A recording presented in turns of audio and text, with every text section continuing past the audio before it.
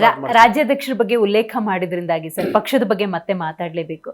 ರಾಜ್ಯಾಧ್ಯಕ್ಷರಾಗಿ ವಿಜಯೇಂದ್ರ ಅವರು ಆ ಸ್ಥಾನ ಅಲಂಕರಿಸಿದ ಆ ದಿನದಿಂದ ಇವತ್ತಿನವರೆಗೂ ಕೂಡ ಒಂದಲ್ಲ ಒಂದು ಅಸಮಾಧಾನ. ಯಾಕೆ ಹಿಂಗಾಗ್ತದೆ?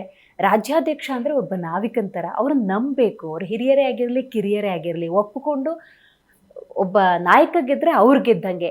ಯಾಕಿಲ್ಲಿ ವ್ಯತ್ಯಾಸಗಳಾಗ್ತಾ ಇದೆ? ಯಾವುದಾದ್ರು ಕಾರಣಕ್ಕೆ ವೈಯಕ್ತಿಕ ಯಡಿಯೂರಪ್ಪನ ವಿರುದ್ಧ ಆಗಲಿ ಅಥವಾ ವಿಜೇಂದ್ರ ಅವ್ರ ವಿರುದ್ಧ ಆಗಿ ಏನು ಸ್ಟೇಟ್ಮೆಂಟ್ ಕೊಡ್ತಾ ಇದ್ದಾರೆ ಮತ್ತು ಪಕ್ಷ ವಿರೋಧಿ ಹೇಳಿಕೆಗಳನ್ನು ಕೊಟ್ಟಿದ್ದು, ಈಗಾಗಲೇ ಅವ್ರ ಬಗ್ಗೆ ನಾವೆಲ್ಲ ಕ್ರಮ ಕೈಗೊಂಡಿದ್ವಿ. ಅವ್ರನ್ನ ಬಿಟ್ಟರೆ ಉಳಿದವ್ರು ಯಾರು ಈಗ ಆ ರೀತಿ ಇಲ್ಲ ಮತ್ತು ಯಾರೂ ಮಾತಾಡ್ತಾ ಇಲ್ಲ.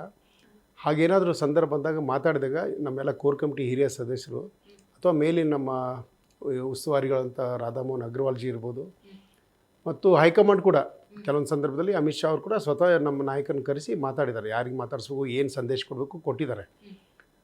ಬಹುಶಃ ಬರುವಂಥ ದಿನಗಳಲ್ಲಿ ಎಲ್ಲವೂ ಸರಿಯಾಗುತ್ತೆ.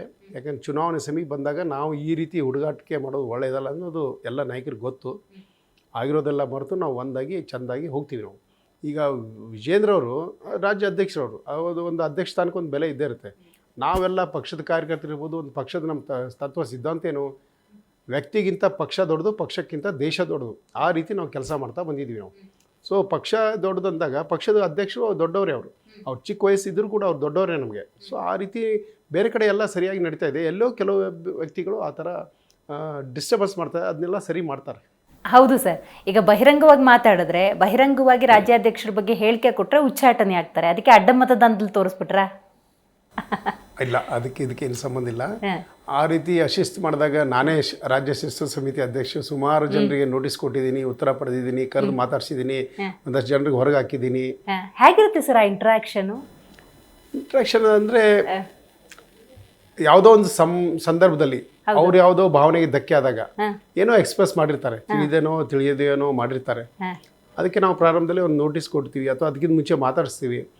ಮತ್ತೆ ಕೇಳಿದೆ ಹೋದರೆ ನೋಟಿಸ್ ಕೊಡ್ತೀವಿ, ಒಂದು ವಾರ ಟೈಮ್ ಕೊಡ್ತೀವಿ, ಕರೆದು ಮಾತಾಡಿಸ್ತೀವಿ.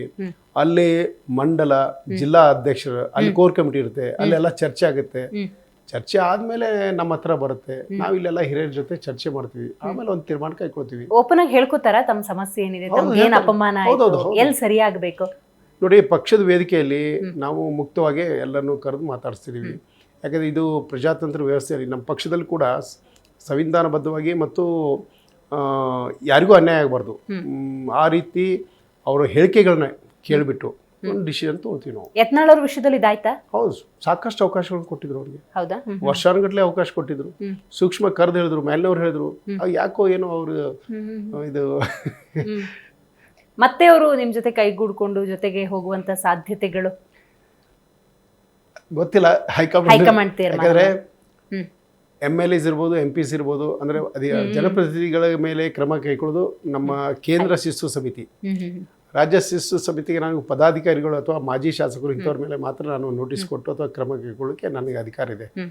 ಉಳಿದಂತೆ ಎಲ್ಲ ವಿಷಯಗಳನ್ನ ನಮ್ಗೆ ಏನಾದರೂ ಮಾಹಿತಿ ಕೇಳಿದ್ರೆ ನಾನು ಮಾಹಿತಿ ಕೊಡಬೇಕಾಗುತ್ತೆ, ಕೊಟ್ಟಿರ್ತೀನಿ.